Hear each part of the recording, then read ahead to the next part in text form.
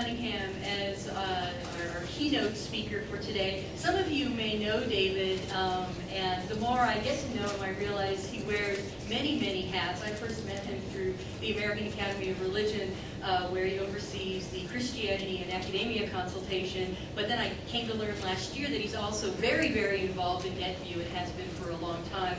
Serves as one of their consultants. In addition to that, I'm not sure when he does this, he's a professor of religion at Hope College in Michigan, and he oversees there the Crossroads Project, which I take it is a Lilly-funded project about vocation. So he also has published several books, including recently one that I'm intrigued, and I think I'm going to have to pick up, called Friday, Saturday, Sunday, Literary Meditations on Suffering, Death, and the New Life. So we asked David to be our keynote speaker because of his experience at Hope, because of his long-standing relationship to NetVUE. He brings that perspective of, in his own context, having a Lilly grant and what they were able to do with it, but also because he's consulted and been out on the road talking to many schools. He can sort of talk to us about what works, what doesn't work.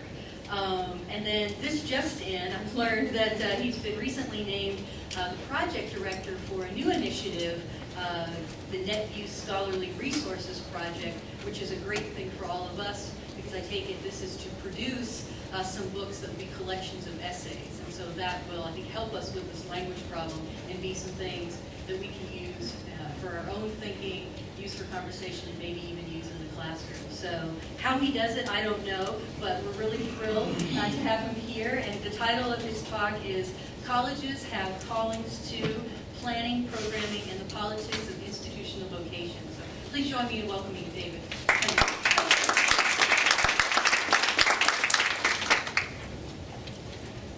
First, some thank yous and then a caveat, and then we'll start. I want to begin by thanking everybody at Monmouth College, especially Hannah and Jane, for the invitation to speak to you today.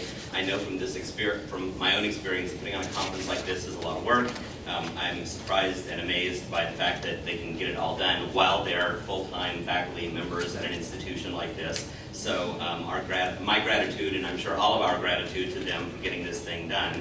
And since I'm pretty sure that the two of you, and you too, Terry, have had pretty hectic schedules the last week or two, I'm hopeful that once we're out of here tomorrow afternoon, you'll find yourself in an even more deserted place. Maybe be able to get some rest. So the caveat is that I was going to tell you that this is a work in progress and lacks a certain amount of polish. But now, after listening to you talk for the last 45 minutes about your own programs, I've made a whole bunch of changes, and so now it's not even spit shine. It's just kind of a mess. So I apologize for that in advance, and I am going to go pretty quickly because I feel like I've got a lot of stuff that I want to tap into, having heard this diverse range of responses. Over the past decade, the word vocation has undergone an extraordinary transformation, particularly in terms of the ever-broadening range of contexts within which it is regularly employed. Once upon a time, this word was a technical term employed primarily by theologians and pastors. Its primary locus of operation was the theological seminary, where it was used to refer to the call to ordained ministry. Most of you will be familiar with the well-worn claim that the Protestant Reformation dramatically widened the application of this term beyond that of the clergy and into the full range of professions and stations in life. One can still get some sense of this legacy in the German-speaking context, where the single word Beruf means both vocation and profession. My Beruf is professor. I'm a college professor. That's my job, as it were. It's also the word for calling, from roof and call. Outside that context, however, the broadened application of vocation, up until the last decade or so, had, it seemed to me, very little impact on